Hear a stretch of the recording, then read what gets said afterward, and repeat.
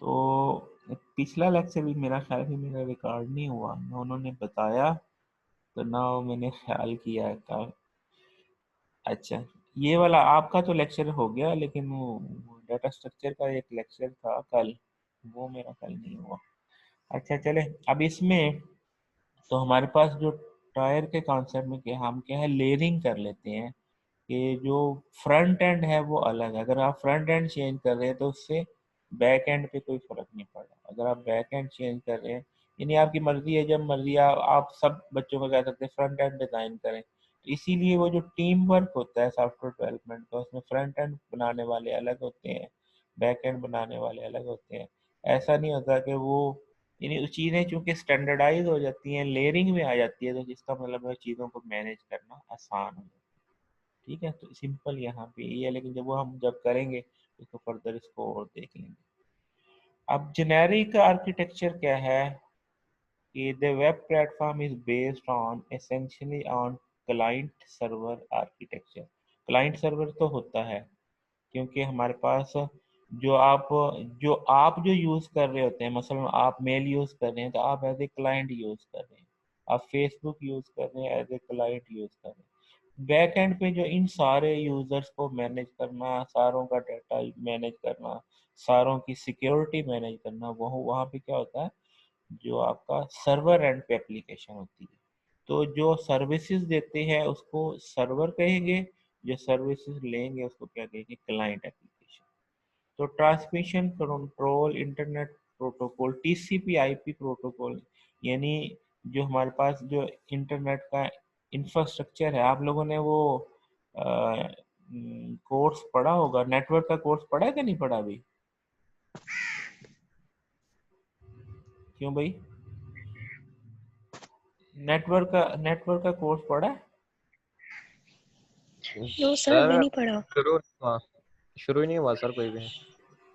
नहीं वैसे है, इस दफ़ा है ना। तो ये जो इसकी जो डिटेल है इन प्रोटोकॉल्स की, जैसे आपने पहले वाली स्लाइड के अंदर जो है आपने ओएसआई मॉडल की बात की, वो भी प्रोटोकॉल है। ये जो टीसीपी आईपी है ये भी प्रोटोकॉल है फॉर वेब के लिए। फिर इसी तरीके से हाइपर टेक्स्ट ट्रांसफर प्रोटोकॉल, जो टेक्स्ट की जो एक्सचेंज है, टेक्स्ट इसके लिए HTTP का जो है वो प्रोटोकॉल है। आप लोग ये चीज़ें देखते हैं ना, आप लिखते हैं यूआरएल के अंदर भी लिखते हैं HTTP और colon forward slash www.hotmail.com www.google.com। ये जो HTTP लिखते हैं वो वहाँ पे आप मेंशन कर रहे होते हैं प्रोटोकॉल, हमारी कम्युनिकेशन जो है क्लाइंट और सर्वर के दरमियान किस एसओपी के तहत होगी वो आप मेंशन कर रहे होते हैं। ठीक है, फिर इसी तरीके से लैंग्वेज है। लैंग्वेज में जैसे आप लिखते हैं hyper text markup language HTML। ये क्या था, HTTP क्या था, enable communication between client and server. इससे क्या होता है, क्लाइंट और सर्वर के दरमियान कम्युनिकेशन इस्टेब्लिश होती है। और HTML क्या है, HTML is a language to create hypertext document. Web pages को बनाने के लिए जो लैंग्वेज यूज होती है, जो बहुत सिंपल लैंग्वेज है, वो क्या है, HTML, hyper text markup language. ठीक है, अब लैंग्वेज है, लैंग्वेज क्या है HTML, प्रोटोकॉल क्या है HTTP, then who interact the code, who interpret the code. तो कोड को कौन इंटरप्रेट करेगा, जैसे आप ब्राउजर सर। हाँ ब्राउजर, जैसे वहाँ पे कंपाइलर होता था ना, आप कोड लिखते थे, कंपाइलर उसको कन्वर्ट करके और आपकी एग्जीक्यूटेबल फॉर्म बना देता था। इसी तरीके से यहाँ पे जो ब्राउजर है वो उस कोड को कन्वर्ट करके, इंटरप्रेट करके और आपको क्या दे देता है, इंटरफेस दे देता है। आप जो कुछ इनपुट करते हैं उसको वो रिक्वेस्ट की फॉर्म में बना के सेंड कर देता है सर्वर को, और फिर सर्वर जो कुछ डाटा आपको भेजता है वो रिस्पांस की फॉर्म में आपके पास वापस आता है। तो रिक्वेस्ट और रिस्पांस की फॉर्म में डाटा जो है एक्सचेंज हो रहा होता है क्लाइंट और सर्वर के पास। और इंटरप्रिटेशन के लिए क्या है, इंटरफेस जो यूज होता है वो ब्राउजर का यूज होता है। अब चीज़ें कंपोनेंट ऑन द नेटवर्क क्या है, और भी चीज़ें हैं, खाली यही नहीं, जैसे फायरवॉल है, प्रॉक्सी है, ठीक है, लोड बैलेंसर है। लोड बैलेंसर क्या है, आप लोग देखे, आप ब्राउजर के ऊपर जो है पेजेस खोलते हैं, एक खोल लेते हैं, दो खोल लेते हैं, तीन खोल लेते हैं, वो सारे कैसे चल रहे होते हैं, उनको कैसे मैनेज किया जा रहा होता है, ये सब जो है वो थोड़ा थोड़ा जो है वो ऑपरेटिंग सिस्टम तो आपने पढ़ा है, वो भी इसी दफा पढ़ना है। पढ़ा हुआ है सर। इससे पहले आप लोगों की बैकग्राउंड को कंप्यूटर की है या नहीं? एमएससी वालों की होती है कि नहीं? सर 2 सेमेस्टर पढ़ लिए, इतनी तो बैकग्राउंड बन ही जाती है। नहीं नहीं, वैसे पूछ रहा हूँ मैं, इससे पहले ही तो सब्जेक्ट तो नहीं पढ़े ना, सब्जेक्ट के पॉइंट ऑफ व्यू से वो तो मैंने पता कि आपने कौन कौन से सब्जेक्ट पढ़े हैं। अच्छा नहीं सर, चल, ये कुछ बच्चे हैं जो एडीपी सीएस करके आए हैं पहले, तो जिनको फिर कोई हवा हुआ है इन चीजों की, लेकिन काफी ज्यादा बच्चे हैं जो बीएससी और ये वो प्रोग्राम करके आए हैं, हाँ, इसीलिए उनको तो नहीं पता। मसला वहीं पे आता है ना, जो बीएससी करके आया होता है ना, तो फिर वो दरम्यान में ना गैप बन जाता है। एडीपी वालों को जो है वो बच्चों वाली बातें लगती हैं शुरू में, और जो बीएससी कर रहे थे उन्हें वो कहता है पता नहीं क्या हो रहा है। ऐसे तो ही है सर। इसलिए दोनों को बैलेंस करके चलना पड़ता है, इसलिए वो थोड़ी सी जरा डिटेल में ज्यादा जाने की कोशिश करें। चलें, अच्छा अब इसमें कुछ और चीज़ है, फायरवॉल है। फायरवॉल में क्या आप अपने सिस्टम की सिक्योरिटी को करते हैं कि जो अटैक्स हैं उनसे सेव करने के लिए आप फायरवॉल करते हैं। इसके अलावा आपके पास जो है प्रॉक्सीज हैं, जो तो आप प्रॉक्सी, ये सारे कॉन्सेप्ट जो हैं प्रॉक्सी का, फायरवॉल का, ये आप जो अभी एक कोर्स आप लोगों को नेटवर्किंग का कोर्स जो है ना आपको ऑफर हुआ है, शायद इसी सेमेस्टर में है मेरा ख्याल, उसके अंदर आप इन सारी चीज़ों की डिटेल जो है वो पढ़ेंगे। उसके बाद कंपोनेंट ऑफ इंट्रानेट में क्या है, इंटरनेट में आपका वेब सर्वर एप्लीकेशन है, सर्वर है, डेटाबेस है, लेगेसी सिस्टम है, वेब सर्विसेज है, ये सारी चीज़ें क्या है। वेब सर्वर का कॉन्सेप्ट अगर आप लोगों ने किसी से ने इससे हो कि आप लोग जब लॉग इन करते हैं, जैसे आप मेल के लिए लॉग इन करते हैं, ठीक है, तो वो कौन इसको ऑथेंटिकेट करता है कि भाई आप वैलिड यूजर हैं या नहीं? असल में तो आप सिर्फ यूजर नेम और पासवर्ड भेजते हैं, तो वो जो है एज ए रिक्वेस्ट जो है सर्वर मशीन के पास जाती है, और वो उसको चेक करता है कि क्या ये वैलिड यूजर है या नहीं। पहले नंबर पे ये देखता है यूजर वैलिड है कि नहीं, फिर देखता है कि उसका पासवर्ड भी वैलिड है कि नहीं, फिर आपको अलाउ करता है कि आपका रोल क्या है, आपको क्या क्या चीज़ें प्रोवाइड की जाएंगी, वो सारी चीज़ें देख के फिर आपको वो चीज़ें प्रोवाइड करता है। ठीक है, तो ये जो सारी चीज़ें जो ऑथेंटिकेट करता है उसको क्या कहते हैं, वेब सर्वर। वेब सर्वर है जो ये इन सारी चीज़ों को लुकअप करता है। ठीक है, फिर इसके अलावा एप्लीकेशन है, वो जैसे आपने मैसेंजर की एप्लीकेशन ऊपर कर ली, चाहे वो व्हाट्सएप है, चाहे वो फेसबुक मैसेंजर है, वो एज ए एप्लीकेशन रन कर रही होती है। सर्वर का कॉन्सेप्ट आपका वो जो सर्विसेज देता है, वो चाहे वेब की सर्विस है, चाहे लॉगिन की सर्विस है, चाहे इंटरनेट की सर्विस है, ये जो इंटरनेट की सर्विस देता है उसको प्रॉक्सी सर्वर भी कहते हैं। ठीक है, जो आपको इंटरनेट की सर्विसेज दे रहा होता है। ठीक है, ये डिटेल तो आप वहाँ पे ही देखेंगे जो आपके नेटवर्किंग के कोर्स थे, बस थोड़ी थोड़ी बातें बता रहा हूँ। डेटाबेस का कॉन्सेप्ट क्या है कि आप जो डाटा स्टोर करते हैं, डेटाबेस का कोर्स पढ़ लिया आप लोगों ने? यस सर, पढ़ बस लिया। बस फिर डेटाबेस का तो आपको पता है। और फिर वेब सर्विसेज, वेब सर्विसेज क्या चीज़ें हैं कि वेब सर्विसेज जैसे कभी आप लोगों ने देखा होगा, आप लोग यहाँ पे लिखते हैं कि रिजल्ट के लिए लेते हैं, आप रोल नंबर सेंड करें आपको रिजल्ट आ जाएगा, ऐसी चीज़ है ना। वो एज ए सर्विस काम कर रहा होता है कि आप मोबाइल के अंदर, आप मोबाइल की एक सर्विस है कि आप रोल नंबर दें आपको रिजल्ट दे देगा मैट्रिक का। आप मतलब मैट्रिक का रिजल्ट चला तो रोल नंबर इस वेबसाइट पे सब करें, या आप क्या कहते हैं जी मोबाइल के ऊपर ही कहते हैं जी आप अपना आईडी कार्ड सेंड करें आपको बता देंगे कितनी सिम है आपको, ये एज ए सर्विस कर रहा था। तो वेब के ऊपर भी सर्विसेज होती हैं, आप किसी पर्टिकुलर यूआरएल पे आप अपना जोन बताएं आपका क्लाइमेट बता देगा। तो इस तरह की जो सर्विस है वो क्या कहते हैं, वेब सर्विस। आप वहाँ पे आप पर्टिकुलर सेंड करें, वो आपको रिस्पॉन्स बैक करेगा, चाहे वो वेदर फोरकास्टिंग की फॉर्म में है, चाहे टाइम की फॉर्म में है, चाहे टाइम जोन दे के आप उस तरीके से वो सारी चीज़ें फाइंड कर सकते हैं। ठीक है, तो वो क्या है, एज ए वेब सर्विसेज काम कर रहे थे, तो इनको जब आप यूज़ करेंगे तब आप उसको ज़्यादा अभी मैंने कॉन्सेप्ट आपको मैंने बता दिया कि किस तरह की कोई चीज़ होती है वेब सर्विस। ठीक है जी। इसके बाद क्लाइंट सर्वर मॉडल क्या होता है? क्लाइंट सर्वर में क्या है कि क्लाइंट से एप्लीकेशन, जैसे आप एक पेज खोलते हैं, वेब पेज ओपन खोलते हैं, चाहे वो मेल का है या आप गूगल का पेज ओपन खोलते हैं, तो गूगल के ऊपर आप कुछ लिखते हैं, तो वो जो लिखा हुआ है, वो जो सामने पेज आ रहा है, वो क्लाइंट का इंटरफेस है। तो किसका इंटरफेस को जरा बड़ा कर लेते हैं, शायद आपको नजर ना भी आ रहा हो। तो वहाँ पे क्या है, जो आप गूगल पे लिखते हैं, फर्ज किया ये गूगल का पेज है, यहाँ पे जो कुछ इन्फॉर्मेशन आपको पहले बता रहा होता गूगल में, यहाँ पे ये है, या आप कोई पोर्टल ओपन किया तो पोर्टल के ऊपर इन्फॉर्मेशन बता रहा होता। वहाँ पे आप कुछ लिखते हैं तो वो बेसिकली आप किस मोड में, आपकी क्लाइंट के इंटरफेस के ऊपर होते हैं। वहां से जब आप कोई चीज सेंड करते हैं तो आप सर्वर पे सेंड करते हैं। जैसे आपका वो जीसी का भी पोर्टल है, उसके ऊपर आप इन्फॉर्मेशन सेंड करते हैं, तो आप अपना लॉगिन देते हैं तो आपका सारा वो ओपन कर देता है कि आपने कौन सी असाइनमेंट जमा करवाई है, कौन सी नहीं करवाई, आपकी अटेंडेंस कितनी आ रही है, आपकी फीस आ रही है नहीं आ रही, जो भी आपको इन्फॉर्मेशन आ रही है वो सारी कहाँ से आ रही होती है। जिसको भी लिंक को क्लिक करते हैं तो इन्फॉर्मेशन कहाँ से आती है, सर्वर से आती है। हर एक का अलग अलग फी का स्टेटस आ रहा होता है ना, हर एक का अलग अलग अटेंडेंस का स्टेटस आ रहा होता है ना। तो यहाँ से जो आप रिक्वेस्ट करते हैं वो रिक्वेस्ट की शक्ल में, यहाँ से रिक्वेस्ट की शक्ल में सर्वर पे जाती है, और सर्वर उसके रेलेवेंट जो डाटा है वो रिस्पांस की सूरत में, डॉक्यूमेंट की सूरत में बैक आता है क्लाइंट मशीन पे।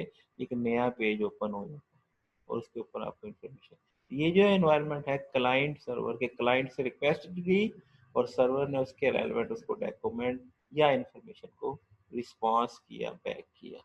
तो वेब क्लाइंट में भी क्या है कि आप HTTP रिक्वेस्ट भेजते हैं, सर्वर क्या करता है, उस यहाँ पे HTTP सर्वलेट रिक्वेस्ट आई, वो उसको वेब को भेजता है, उससे अगर डाटा है तो ये आपके पास डाटाबेस है, तो जिस डाटाबेस से इंफॉर्मेशन चाहिए वहां से वो फेच करता है और उसको वेब कंपोनेंट बना के उसको फिर HTTP सर्वलेट रिस्पांस की सूरत में। अब देखो इसमें दो तीन बातें हैं। यहाँ पे एक तो चीज है कि खाली डेटाबेस में तो टेबल्स की फॉर्म में इंफॉर्मेशन उठानी है, मतलब आपका अटेंडेंस का रिकॉर्ड है कि आपके फला दिन अटेंडेंस लगी, फला दिन नहीं लगी, अगर उसको वैसे भेज दे तो उसको दिखाना कैसा है यूजर को, उसका इंटरफेस है ना। तो यहाँ से इस डेटाबेस से इंफॉर्मेशन उठाई, वो टेबल्स की फॉर्म में थी कि फला दिन यस है, फला दिन नो है, वो इसके पास आ गया, वेब का जो कंपोनेंट है उसके पास आ गया, उसने उसका पेज बनाया, क्या बनाया, पेज, जिसको वो पेज जो है वो पेज यहाँ पे आया, वो HTTP सर्वलेट रिस्पांस की सूरत में आया, और वो रिस्पांस यहाँ पे जब ब्राउजर पे आएगा तो वो उसको जो है वेब पेज को जो है वो डिस्प्ले कर देगा। तो यहाँ से क्या हुआ कि जो यहाँ से इंफॉर्मेशन आई वो यहाँ पे वेब के जो क्लाइंट जो ब्राउजर है वो उसको डिस्प्लेबल फॉर्म में शो कर देता है। तो यहाँ भी इसको पढ़ते हैं, handling and HTTP request, web browser web browser submit an HTTP request message to the server. Server provide resources such as HTML file, other content, or perform the other function on the behalf of the client. जो client request भेजता है उसको process करके उसकी HTML file को जो है response की सूरत में वापस क्लाइंट को भेजता है, और क्लाइंट अपने ब्राउजर मशीन पे उसको देख लेता है। तो ये जो है, ये रिक्वेस्ट रिस्पांस का जो मैकेनिज्म है, ये जो क्लाइंट सर्वर एनवायरनमेंट है, ये इसका थोड़ा सा ओवरव्यू था। यहाँ तक कोई बात समझ में आई हो तो?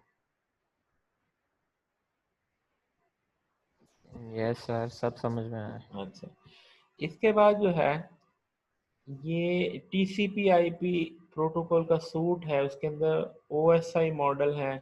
ये भी आप नेटवर्किंग ADP वालों ने तो ये पढ़ा होगा, लेकिन इसमें देख लेते हैं कि इसकी डिटेल, सारी डिटेल, पूरा एक कोर्स है इसी के मतलब है, इस सारी स्लाइड के मतलब जो है पूरा कोर्स है कि OSI मॉडल की जो 7 लेयर्स हैं उसमें कौन कौन सी लेयर के ऊपर क्या क्या काम होता है, जो एप्लीकेशन से स्टार्ट करके फिजिकल तक जाती है। एप्लीकेशन से क्या मतलब, आप जो भेजते हैं वो एप्लीकेशन लेयर पे, मसलन आपने व्हाट्सएप से मैसेज किया तो वो क्या है, एप्लीकेशन लेयर पे।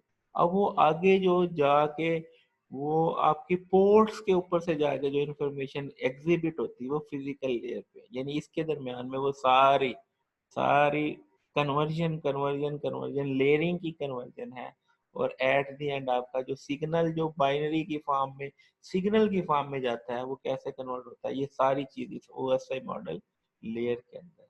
इसी तरीके से जो आपके पास ये तो ओएसआई हो गया आपकी इंटरनेट वर्किंग के लिए जनरलाइज जो है आपका कम्युनिकेशन का प्रोटोकॉल है। बिटवीन कंप्यूटर और इंटरनेट के दरमियान कम्युनिकेशन के लिए टीसीपी आईपी है। जो इंटरनेट के लिए ये आपके पास आ गया नेटवर्किंग के लिए। यानी ये जो ओएसआई है ये एक ब्रॉड मॉडल है जिसके अंदर सारी चीजें हैं। और ये जो टीसीपी/आईपी है ये स्पेशलाइज्ड है। जैसे ये इंटरनेट के लिए हो गया कि ट्रांसपोर्ट है, इंटरनेट है और नेटवर्क एक्सेस है।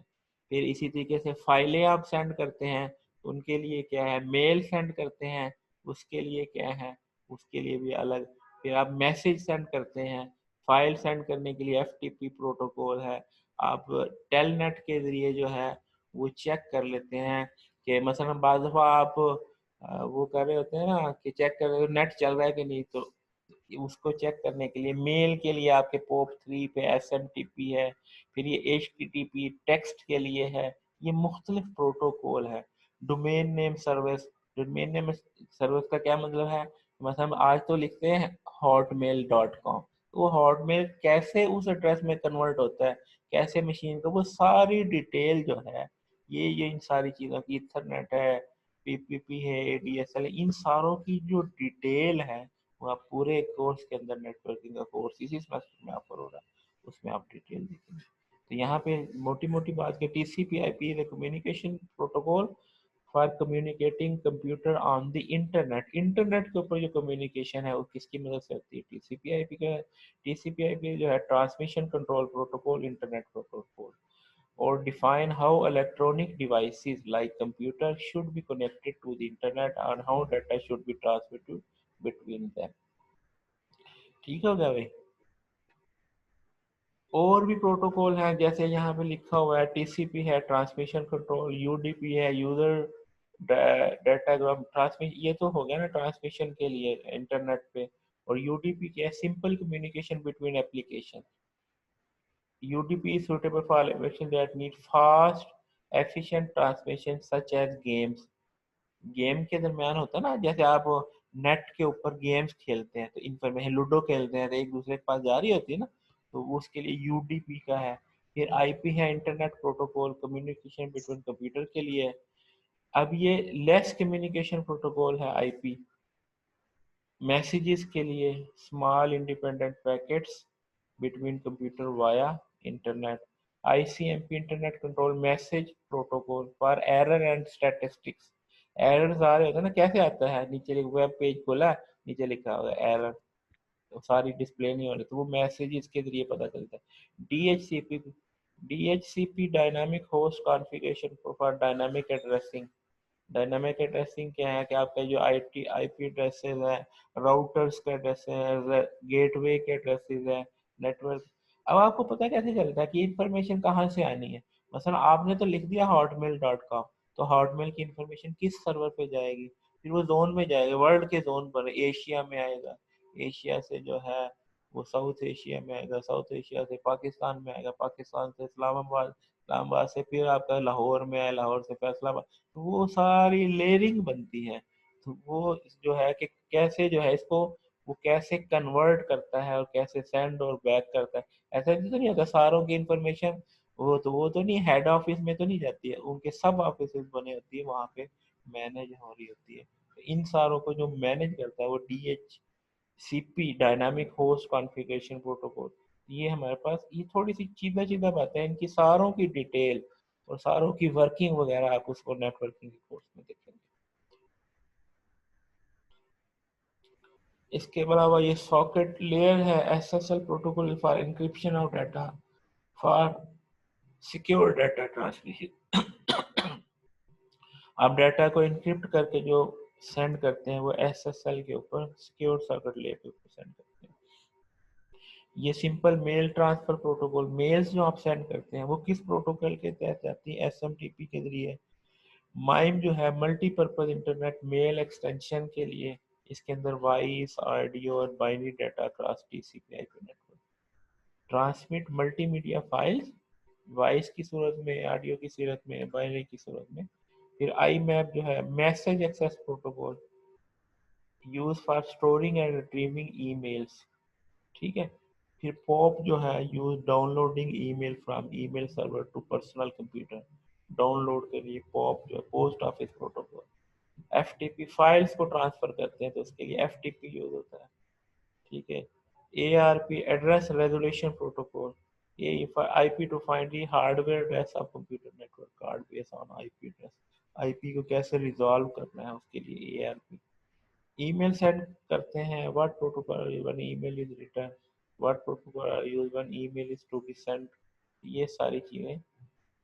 your email program use different TCP/IP protocol, it send your email using SMTP, it can download your email from using POP, it can correct email server using IMAP। तो email के अंदर भी कितने protocol use हो गए, send करने के लिए एक हो गया और डाउनलोड करने के लिए एक हो गया और ईमेल सर्वर से कनेक्ट होने के लिए एक हो गया। अब देखो ना, मसलन कुछ इंफॉर्मेशन है जिसको आप सादा ही भेज सकते हैं, सादा भेजने का क्या मजा है, मतलब डाटा है, सिंपल डाटा है तो भेज दें। लेकिन अगर आपने पासवर्ड को सादा भेज तो हैक कर उसको हैक कर लेते, उसको क्या करते हैं एनक्रिप्ट करके भेजना होता है। इसलिए हर चीज के लिए मुख्तलिफ प्रोटोकॉल होते हैं। तो multipurpose internet mail extension, pictures और वीडियो फाइल्स के लिए जो है डोमेन नेम्स क्या है, name is much easier to remember than 12 digit number. मसलन अगर आप लोगों ने देखा भी होगा कि आप hotmail.com लिखें वो आसान है, उसकी बजाय अगर आपको ये ऐसे लिखना पड़े 8080.9123.3124.156 डॉट डॉट करके नंबर लिखना मुश्किल है ना। वो जो नंबर्स हैं वो आपका क्या होता है, वो एड्रेस होता है। और वो जो hotmail.com लिखना आसान है एज कम्पेयर टू नंबर्स लिखना। तो असल में तो सारी गेम नंबर्स पे ही हो रही होती हैं, लेकिन यूजर के लिए ये आसान नहीं होता, तो वो यूआरएल की सूरत में लिखता है और जो जो डीएनएस सर्वर है वो उसको कन्वर्ट करता है। अब जैसे गूगल है, google.com इसका डोमेन नेम है, सॉरी वापस करते हैं। और व्हेन यू एड्रेस, ये क्यों वही तंग क्यों कर रहे हैं, ओहो एनोटेशन ऑन शेयर।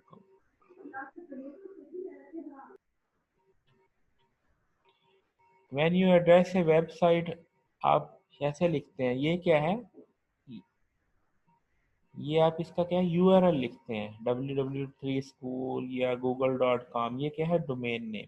और उसका जो कोड बनता है नंबर की फॉर्म में वो डीएनएस सर्वर बनाता है, डोमेन नेम सर्वर, जो क्या करता है उसको कन्वर्ट करता है उसके एड्रेस में। When a new domain name is registered together with TCP IP address, DNS server all over the world are updated with that information.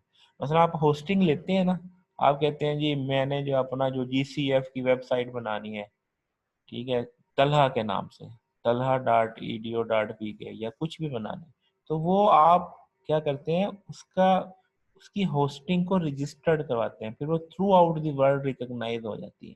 तमाम सर्वर जो तमाम डीएनएस सर्वर है उनके ऊपर उसकी एंट्री आ जाती है, तो कहीं से भी उसको एक्सेस किया जाए थ्रू आउट द वर्ल्ड तो वो एक्सेस होती है, ठीक है। आल्दो वो रिजाइड एक कंप्यूटर पे होती है, पड़ी कहीं एक जगह होती है, लेकिन वो एड्रेसेबल हर जगह से होती है, एक्सेसिबल हर जगह से होती है। उसके बाद HTTP है, हाइपर टेक्स्ट ट्रांसफर प्रोटोकॉल। अस्सलामुअलैकुम सर। वालेकुम अस्सलाम। सर क्या हाल है? ये कौन सा वक्त है हाल पूछने का, लेक्चर हो रहा है? सर वो बस इतना बहुत नहीं है। ये वाली सारी चीजें जो है ना वो मुश्किल नहीं है, सिर्फ इंफॉर्मेटिव है, ये आप खुद भी पढ़ सकती हैं। सिर्फ मैंने ये इसके बाद तो वो वर्किंग शुरू हो जाएगी, ये एक ही स्लाइड है, खत्म भी होने वाली शायद, मैं दिखा देता हूँ। Okay sir. ओके सर, कोई मसला नहीं सर। सर आप करें खत्म। ये नहीं होती खत्म सर ये तो सारी चीजें बेसिक है ना, ये कौन सा पेपर में है नहीं है, यार आप आपको भी पता ही है सर। नहीं क्विज में तो आ जाएगी, पहले क्विज में तो आ जाएगी। वो छोटी मोटी चीजों में आते, पेपर में इसमें से कोई भी नहीं आना पहली स्लाइड में से, आपको भी पता था। नहीं नहीं, ये ऐसी बात नहीं कि मेरे से ये ना हो के नहीं आने, आ भी वो सकती हैं। सर वो सर आप जान के दे रहे हैं, वो अलग बात है, वैसे नॉर्मली आती नहीं होती। अच्छा, तो असल में तो आप google.com लिखते हैं तो उसको कन्वर्ट करता है नंबर्स के अंदर, उसको कन्वर्ट करता है, वो नंबर में कन्वर्ट करने वाला कौन, ये सर्विसेज देता है, डीएनएस, डोमेन नेम सर्वर। वह न्यू डोमेन रजिस्टर, जब नई डोमेन रजिस्टर करते हैं तो उसकी एंट्री किस में हो जाती है, डीएनएस सर्विस में हो जाती है, जिसकी वजह से वो throughout the world accessible हो जाती है। एचटीटीपी क्या है, ये hyper text transfer protocol, application protocol for distributed collaborative hypermedia information system. Distributed collaborative hypermedia information systems के लिए यह हाइपर टेक्स्ट ट्रांसफर प्रोटोकॉल है कि टेक्स्ट को जो ट्रांसफर करता है। HTTP the foundation of data communication for WWW, ये स्टार्ट के अंदर जो है ये फाउंडेशन है, ये डब्ल्यूडब्ल्यू की। HTTP rework on request response protocol in the client server computing model. HTTP S भी लिखते हैं ना, ये सिक्योर एचटीटीपी है। HTTPS take care of secure communication between web server and web browser. HTTPS typically handles credit card transaction and other sensitive data. In what web application HTTP use, इसमें use होता है, सारी जगह HTTP use होता है, ठीक है। हर जगह आप लिखते हैं ना एचटीटीपी :// www.hotmail.com, ठीक है। What characteristics different web application from other software? चले इसको यहीं पे रोकते, मेरा गला भी बैठ गया, पहली क्लास है, इतनी देर में तो काफी दिनों के बाद बोल रहा हूँ। सर ये स्लाइड इतनी बहुत नहीं है, नहीं बाकी है, आगे नहीं हम इसी को कंटिन्यू करेंगे, क्योंकि आगे कुछ चीजें जो है ना वो मैं बता देता हूँ, थोड़ा सा ओवरव्यू बता देता हूँ कि हमारे पास असल जो चीज है कि हम वेब डेवलपमेंट के अंदर क्या क्या चीजें आजकल चल रही हैं, वो ये एक मैप है। इस मैप को जो है हम डिटेल से थोड़ी सी देखेंगे। बस ये आखिरी स्लाइड है ना सर? नहीं, हाँ ये आखिरी है कि इसके अंदर हम वो देखेंगे कि क्या क्या चीज़ें जो है हमारे पास, HTML है, CSS है, जावास्क्रिप्ट है, ठीक है, और फिर ठीक ये हो गया और सर। भी बहुत सारी चीज़ें हैं, ये फ्रेमवर्क्स हैं कि एंगुलर है, रिएक्ट है, ठीक है। ठीक हो गया सर। तो इन चीज़ों को फ्लक्स है, रिडक्स है, या नाम सुने हुए हैं ना आप लोगों ने, तो अगर कल को आप मार्केट में जाते हैं तो कौन सी चीज़ आपको करना चाहिए क्या नहीं, तो वो थोड़ा सा इसका ओवरव्यू है। फिर हम बेसिक से स्टार्ट करेंगे और फिर आप लोगों को जो है वो ये ऑप्शन देंगे कि आप किसको सिलेक्ट करते हैं, किस में काम करते हैं, डिफरेंट फ्लेवर्स हैं। तो ये चीज़ इसमें इम्पोर्टेंट है, आखिरी स्लाइड में आए। सर नेक्स्ट सर HTML करें, सिंपल काम खत्म करें बस। फिर बेटा आप मार्केट में जाएंगे ना तो आपको ना वो दरवाजे से ही वापस भेज देंगे कि आप नहीं सर, सीख, साथ CSS भी कर लेंगे ना। हाँ आप सीख के आओ, फिर आपको यही कहेंगे सीख के आओ फिर आना। तो आपने जॉब नहीं करनी, नहीं करनी है सर, ना, अल्हम्दुलिल्लाह नहीं करनी सर। चलो आपने नहीं करनी, बाकियों ने तो करनी है ना। चले भाई ठीक है, इसको यहीं पे आज ठीक है सर। जी यार, अब वो मुझे अटेंडेंस भेज देना। Okay sir. ओके, अल्लाह हाफिज। ओके सर जी, अल्लाह हाफिज।